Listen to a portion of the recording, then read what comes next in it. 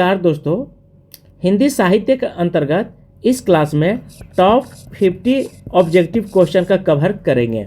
First question है, कृष्ण भक्त कवियों ने कृष्ण के किस रूप को अपने काव्य का विषय बनाया है? वैदिक ऋषि कृष्ण को, बी है महाभारत के योगेश्वर कृष्ण को, सी है श्रीमद् भागवत पुराण के कृष्ण को और डी है इनमें से कोई नहीं। मेरा आंसर जो है श्रीमद् भागवत पुराण में जो कृष्ण का उल्लेख किया गया है उनके बारे में यहाँ पे कृष्ण को काव्य का विषय बनाया गया है। सेकेंड है, हिंदी में कृष्ण को काव्य का विषय बनाने का श्रेय सर्वप्रथम किस कवि को जाता है? सूरदास, विद्यापति, नंददास, वल्लभ भाई आचार्य का। तो सर्वप्रथम यहाँ पे पूछ रहा है कि कृष्ण में किस कवि का उल्लेख जाता है? आंसर बी, विद्यापति को जाता है। थर्ड है, इनमें से कृष्ण चैतन्य का शिष्य कौन है? रूप गोस्वामी, जीव गोस्वामी, सनातन गोस्वामी या उपयुक्त वे सभी। अर्थात कृष्ण चैतन्य का शिष्य इनमें से कौन सा है? उपयुक्त सभी हैं। 4 है, उज्ज्वल नीलमणि नामक भक्ति भावना के शास्त्रीय ग्रंथ का रचिता कौन है? रूप गोस्वामी, वल्लभाचार्य, नंददास, स्वामी हरिदास। तो यहाँ पे किनके बारे में? तो उज्ज्वल नीलमणि जो नाम करके एक भक्ति भावना शास्त्रीय ग्रंथ है, इनकी रचिता कौन है? आंसर रूप गोस्वामी जी हैं। 5 है, कृष्ण को रस रूप में तथा राधा को पति रूप में किस संप्रदाय में माना गया है? चैतन्य संप्रदाय, वैष्णव हाज्य संप्रदाय, सी है निर्विकार संप्रदाय, डी है राधा वल्लभ संप्रदाय। आंसर वैष्णव हाज्य संप्रदाय ने। 6 है, राधा वल्लभ संप्रदाय का प्रवर्तक किसने किया है? हित हरिवंश, वल्लभाचार्य, विष्णु स्वामी, निर्विकाचार्य। राधा वल्लभ संप्रदाय का प्रवर्तन किसने किया है? तो किसके द्वारा किया गया? 6 का आंसर ये, हित हरिवंश ने।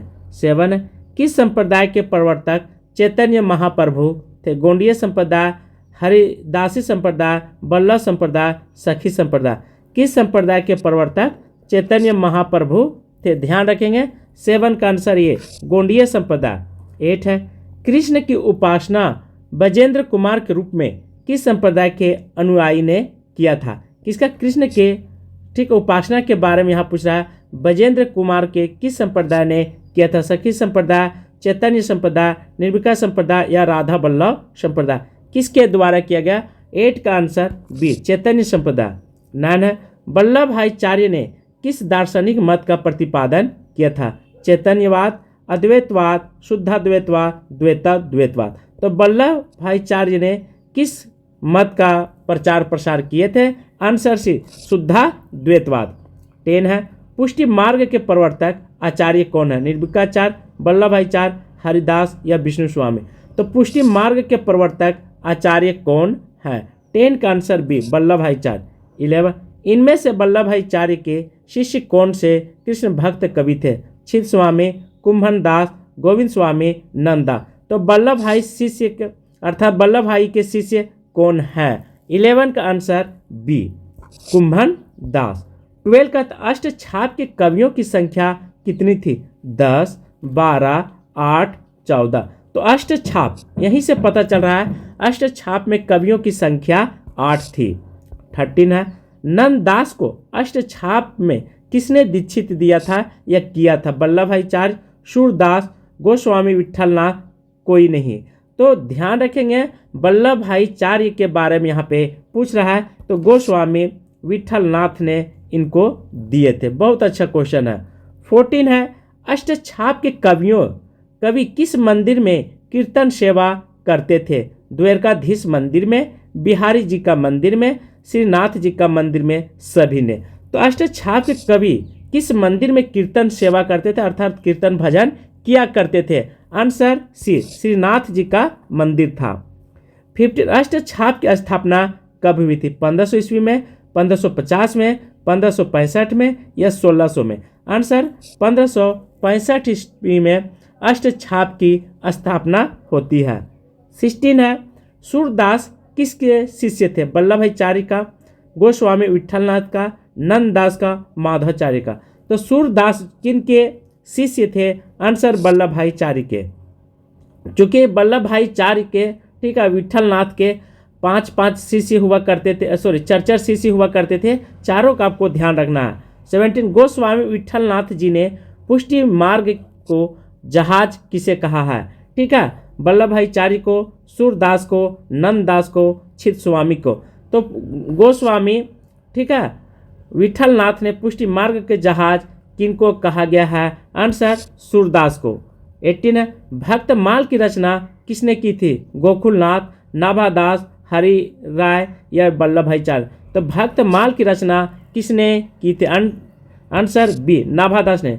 1984 वैष्णव की वार्ता की रचिता कौन है? गोकुलनाथ, नाभादास, वल्लभ भाई चार। तो 84 वैष्णव की वार्ता किनके द्वारा की गई? 19 का आंसर ये गोकुलनाथ के द्वारा की गई थी। 35 है, जनश्रुति के आधार पर किस कवि को तुलसीदास का भाई माना जाता है? सूरदास, नंददास, हित हरिवंश, ध्रुवदास। तो जनश्रुति के आधार पर यहाँ पे चर्चा किया है प्यारे साथियों, आंसर बी, नंददास। 36 नंददास कहाँ के मूल निवासी थे? शुकर क्षेत्र का, वज्र क्षेत्र का, अयोध्या का, दक्षिण भारत का? नंददास कहाँ के निवासी थे? आंसर शुकर क्षेत्र के थे। 37 हित 84 के रचिता कौन है? स्वामी हरियादास, छित स्वामी, हित हरिवंश, नंददास। तो हित 84 की रचिता कौन है? 37 का आंसर सी, हित हरिवंश। 38 किस कृष्ण भक्त कवि ने 42 ग्रंथों की रचना किए हैं? सूरदास, ध्रुवदास, नंददास या रसखान? किसके द्वारा 42 ग्रंथों की रचना की गई है? Answer B, Dhruvdas. 39 इनमें से कौन सा कवि मुसलमान था? ध्रुवदास, राम राय, रसखान, चतुर्भुज दास? इनमें से कौन से कवि मुसलमान थे? बहुत अच्छा क्वेश्चन है, आंसर सी, रसखान। 40 है, इनमें से भंवर गीत की रचिता या भरवर गीत की रचिता कौन है? सूरदास, नंददास, रसखान, कृष्णदास? तो भंवर गीत की रचना किसके द्वारा किया गया था? Answer B, Nanddas. 40 उद्धव गोपी संवाद से युक्त काव्य को किस काव्य परंपरा के नाम से जाना जाता है? किस काव्य की परंपरा? आंसर उद्धव शतक परंपरा, भरमर गीत काव्य परंपरा, भरमर गीत सार या कोई नहीं? ध्यान रखेंगे 41 का आंसर बी, भरमर गीत काव्य परंपरा से। 42 उद्धव शतक की रचना इनमें से किस कवि ने की है? नंददास, सूरदास, सत्यनारायण कविरत्न और रत्नाकर? तो उद्धव शतक की रचनाकार कौन माने जाते हैं? Answer D, Ratnakar. 43 गोकुल सबे गोपाल उपासी यह पद किसकी लिखी हुई है? सूरदास, रसखान, मीरा या ध्रुवदास का? ध्यान रखेंगे गोकुल सबे गोपाल उपासी यह पंक्तियां किसके द्वारा लिखी गई है? आंसर ए, सूरदास के द्वारा लिखी गई है। 44 इनमें से किस कवि को गोपियां सर्वाधिक भावुक होते थे? रत्नाकर से, सूरदास से, नंददास से या सत्यनारायण कविरत्न से? किस कवि को गोपियां सर्वाधिक भावुक हुआ करते थे? आंसर बी, सूरदास से। 45 निर्गुण कौन सा देश की वासी? ठीक है, निर्गुण कौन सा देश की वासी पद में किसका खंडन किया गया है? सगुण उपासना, निर्गुण उपासना, भक्ति भावना, प्रेम उपासना? तो निर्गुण कौन सा देश की वासी पद में किसकी उपासना किया गया है? आंसर बी, निर्गुण उपासना। 46 वात्सल्य एवं श्रृंगार रस का सम्राट किस कवि को कहा जाता है? नंददास, ध्रुवदास, चतुर्भुज दास या सूरदास को? तो देखिए वात्सल्य में बचपन के बारे में ज़्यादा करके सूरदास कृष्ण भगवान के प्रति लिखे हैं, पदों की संख्या बहुत ज़्यादा है और इन्होंने ही सूरदास ने ही कृष्ण को बहुत रूपों में और बहुत ही सुंदर ढंग से व्यापक रूप से बताने का प्रयास किए हैं। वात्सल्य, ठीक है, सूरदास यानी बचपन का सारा चीज इनके दिमाग में चलता था, बिना आंख के ये देख पाते थे। 47 साहित्य लहरी की रचिता कवि कौन है? सूरदास, नंददास, कृष्णदास, गोविंद स्वामी? तो साहित्य लहरी की रचिता इनमें से कौन सा है? तो 47 का ये सूरदास जी। 40 सूरदास के दृष्टकूट पद किस ग्रंथ में संकलित है? सुरसागर में, सुरसरावली, साहित्य लहरी, कोई नहीं। तो सूरदास के दृष्टकूट पद में किस ग्रंथ में संकलित है? आंसर सी, साहित्य लहरी में। 49 सूरदास का जन्म स्थान डॉक्टर नगेंद्र के अनुसार कहाँ माना जाता है? सिही में, रुनकता में, पारसोली में, कोई नहीं इनमें से। तो सूरदास के अनुसार, सूरदास का जन्म जो है डॉक्टर नगेंद्र के अनुसार कहाँ माना जाता है? आंसर सिही में।